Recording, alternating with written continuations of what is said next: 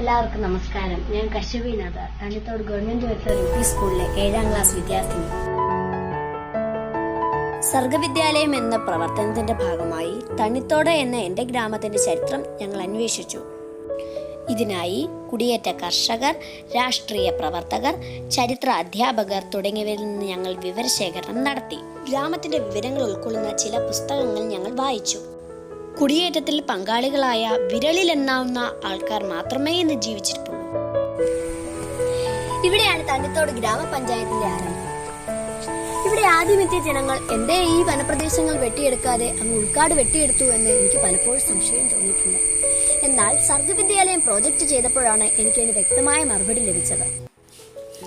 2ാം ലോക മഹായുദ്ധത്തെ തുടർന്ന് നാട്ടിൽ ഭക്ഷ്യക്ഷാമം രൂക്ഷമായപ്പോൾ അതിന് ഒരു പ്രതിവിധി എന്ന നിലയിൽ വലിയ വൃക്ഷങ്ങളില്ലാത്ത വനഭാഗങ്ങൾ, ചതുപ്പുകൾ, തോട്ടുകരകൾ എന്നിവ പാട്ടവ്യവസ്ഥയിൽ 3 വർഷക്കാലത്തേക്ക് നൽകാൻ അന്നത്തെ തിരുക്കൊച്ചി പ്രധാനമന്ത്രി പട്ടംതാണുപിള്ള തീരുമാനിച്ചു. ഇതറിഞ്ഞ് കുറെ അധ്വാനശീലരായ ആൾക്കാർ അംഗീകൃത കോൺട്രാക്ടർമാരുടെ ചുമതലയിൽ സംഘം ചേർന്ന് ആനത്താരകളിലൂടെ ഇവിടെ എത്തി. ഒരു കർഷകൻ 2 ഏക്കർ എന്ന നിലയിൽ ഭൂമി വെട്ടിത്തെളിച്ചെടുത്ത് കൃഷി ഇറക്കി. ഫലപുഷ്ടമായ മണ്ണിൽ 100 മേനി വിളവുണ്ടായി. ലേവി ഗവൺമെന്റ് നിർദ്ദേശിക്കുന്ന അറകളിൽ കർഷകൻ തന്നെ എത്തിച്ച് രസീത് കൈപ്പറ്റിയ ശേഷം ബാക്കിയുള്ളത് തലച്ചുമതായി അവരവരുടെ വീടുകളിൽ എത്തിച്ചു. ഇതൊരു ആനത്താരയാണ്. ഇതുപോലുള്ള ആനത്താരകളിലൂടെയാണ് പണ്ട് കാലത്ത് കുടിയേറ്റ കർഷകർ ഇവിടെ എത്തിച്ചേർന്നത്. 3 കൃഷി കഴിഞ്ഞപ്പോഴേക്കും കോൺട്രാക്ടേഴ്സ് ഒഴിഞ്ഞെഴുതി എങ്കിലും തങ്ങൾ വെട്ടിയെടുത്ത ഭൂമി വിട്ടുപോകാൻ കർഷകൻ തയ്യാറായില്ല. അവർ കുടുംബത്തെയും ഒപ്പം കൂട്ടി. ആന കയറാത്ത സ്ഥലങ്ങളിൽ ഷെഡ് വെച്ച് താമസം തുടങ്ങി. ഈ വൃക്ഷത്തിൽ ഒരു ഏറുമാടം ഉണ്ടായിരുന്നതായി പറഞ്ഞു കേട്ടു. നെല്ല് കൂടാതെ മറ്റു കാർഷിക വിളകളും കൃഷി ചെയ്തു. കുടിയേറ്റക്കാരെ ഒഴിപ്പിക്കാൻ ഫോറസ്റ്റ് ഡിപ്പാർട്ട്മെന്റ് ശ്രമിച്ചു. ഇതിനെതിരായി 1953 കർഷക സംഘം എന്ന സംഘടന ഇവിടെ രൂപം കൊണ്ടു. പിടിച്ചു നിൽക്കാനായി എല്ലാ ജാതി മതസ്ഥരും ചേർന്ന് ഭജനമഠവും പള്ളിയും സ്ഥാപിച്ചു. അന്നത്തെ ഭജനമഠമാണ് ഇന്നത്തെ ശ്രീ മഹാദേവ ക്ഷേത്രം. നാനാ ജാതി മതസ്ഥരും ചേർന്ന് ആദ്യം സ്ഥാപിച്ച പള്ളിയാണ് സെന്റ് ആരണീസ് ഓർത്തഡോക്സ് വലിയ പള്ളി. കർഷക സംഘത്തിന്റെ നേതൃത്വത്തിൽ ജനങ്ങളിൽ നിന്ന് പിരിവെടുത്ത് മുണ്ടോമൊഴിയിൽ ആറിനു കുറുകെ ചപ്പാത്ത് നിർമ്മിക്കാൻ ആരംഭിച്ചു. എന്നാൽ അത് പൂർത്തിയാക്കാൻ സാധിച്ചില്ല. പിന്നീട് പ്ലാന്റേഷൻ കോർപ്പറേഷൻ ആണ് ചപ്പാത്ത് പൂർത്തീകരിച്ചത്. എന്നാൽ ഇത് ഗതാഗത യോഗ്യം ആയിരുന്നില്ല. ഇപ്പോഴും മുണ്ടോമൊഴി പാലത്തിനടിയിലായി ആ ചപ്പാത്ത് കാണാൻ സാധിക്കും. ഗ്രാമരൂപീകരണത്തിൽ കർഷക സംഘത്തിന്റെ പങ്ക് വളരെ വലുതായിരുന്നു. അന്ന് കർഷക സംഘം ഓഫീസർ സ്ഥിതി ചെയ്തിരുന്നിടത്താണ് ഇന്നത്തെ തണ്ണിത്തോട് ഗ്രാമപഞ്ചായത്ത് ഓഫീസ്. ഗതാഗത സൗകര്യമില്ലായ്മ വലിയ പ്രശ്നമായിരുന്നു. തലച്ചുമടായാണ് കോന്നി, ചിറ്റാർ, കല്ലേലി തുടങ്ങിയ ചന്തകളിൽ നിന്നും അവിടേക്കും സാധനങ്ങൾ എത്തിച്ചിരുന്നത്.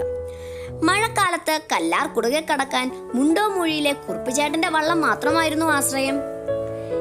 ഇങ്ങനെ സാധനങ്ങൾ വാങ്ങി വന്ന വഴിക്ക് മുറിവേറ്റ ആനയുടെ മുമ്പിലെത്തിയ സൈമൺ എന്ന 14കാരനെ ആന കുത്തിക്കൊന്ന കഥ വളരെ സങ്കടത്തോടെയാണ് ഞങ്ങൾ കേട്ടത്. ചാക്കത്തൊട്ടിലുണ്ടാക്കി കഴകൾ വെച്ചുകെട്ടി തോളിൽ ചുമന്നാണ് രോഗികളെ ആശുപത്രിയിൽ എത്തിച്ചിരുന്നത്. അങ്ങനെ കിലോമീറ്ററുകൾ താണ്ടി കുമ്പഴ വിഷചികിത്സന്റെ അടുത്തെത്തിയപ്പോഴേക്കും പാമ്പുകടിയേറ്റ 11 പേർ മരണമടഞ്ഞതായി ശ്രീ എഴിയത്ത് ജോഷ്വ എന്ന കുടിയേറ്റ കർഷകൻ ഓർക്കുന്നു.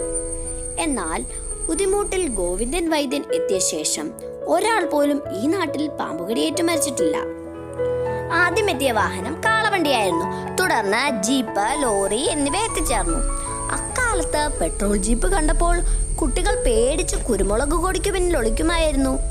ജീപ്പ് നിർത്തി കുട്ടികളെ വിളിച്ച് വണ്ടിയുടെ അടുത്തെത്തിച്ച് പേടി മാറ്റി കൊടുത്തിരുന്നതായി ആദ്യകാല ഡ്രൈവർമാരിൽ ഒരാളായ ശ്രീ കളത്തൂരേത്ത് ബഷീർ പറഞ്ഞു. ഈ അനുഭവങ്ങളെല്ലാം ഒരു സിനിമാ കഥ പോലെയാണ് ഞങ്ങൾ കേട്ടിരുന്നത്. ഓരോ പ്രദേശത്തിനും പേര് കിട്ടിയിരിക്കുന്നത് രസകരമാണ്. ധാരാളം നീരുറവകൾ ഉള്ളയിടം തണ്ണിത്തോട്, ഒരുപാട് തേക്കുകളുള്ള ഇടം തേക്കുതോട്, ഈറ്റക്കാടുകൾ നിറഞ്ഞു നിന്ന ഇടം മണ്ണീറ, എലുമുള്ളുകൾ വളർന്നു നിൽക്കുന്ന ഇടം എലുമുള്ളും ബ്ലാക്കൽ, പകൽ സമയത്ത് പോലും ആനകൾ കൂത്താടിയിരുന്ന ഇടം കൂത്താടിമണ്ണ എന്നും വിളിക്കപ്പെട്ടു. കുടിയേറ്റ കർഷകർ കാട് വെട്ടിത്തെളിക്കാനായി വരുന്ന വഴിക്ക് കൂട്ടം കൂടി ഇന്ന് പഴുങ്ങഞ്ഞി കുടിച്ച ഇടം പഴുങ്ങഞ്ഞിപ്പാറ എന്നും, രോഗം ബാധിച്ചവരെ വന്യമൃഗങ്ങൾ കയറാതെ കിടത്തിയിരുന്ന കല്ല് പനിക്കല്ലെന്നും അറിയപ്പെട്ടു.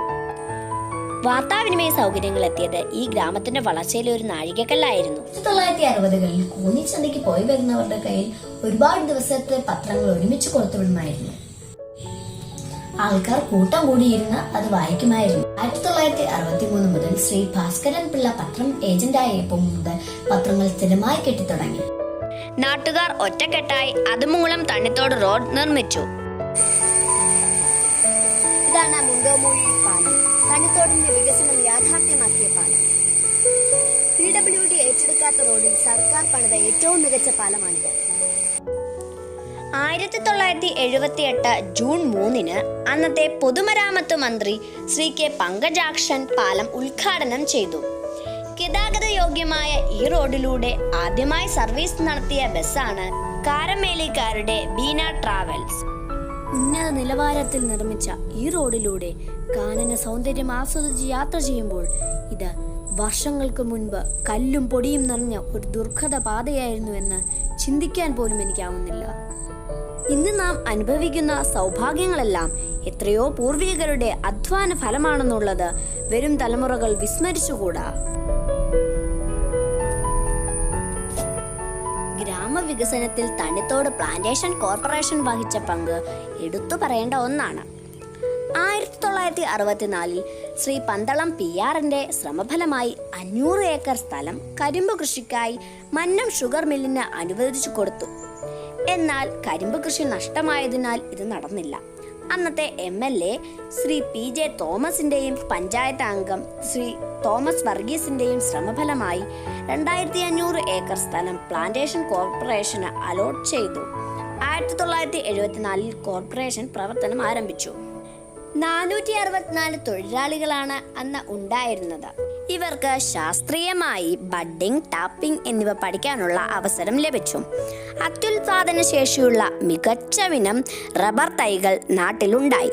കൂടുതൽ കർഷകർ റബ്ബർ കൃഷിയിലേക്ക് തിരിഞ്ഞു. പ്ലാന്റേഷനിൽ ജോലി ലഭിച്ചവർക്ക് ഒരു സ്ഥിര വരുമാനം ഉണ്ടായി.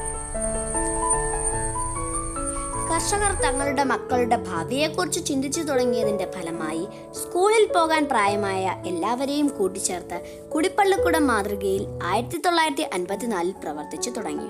ഒരുപാട് നല്ല മനുഷ്യരുടെ കഠിന പ്രയത്നത്തിന്റെ ഫലമായി 1957-ൽ ശ്രീ എ കൊച്ചുരാമന്റെ മാനേജ്മെന്റിൽ ഹരിജൻ വെൽഫെയർ LP സ്കൂൾ രൂപീകരിച്ചു. അതാണ് ഇപ്പോഴത്തെ ഗവൺമെന്റ് വെൽഫെയർ UP സ്കൂൾ.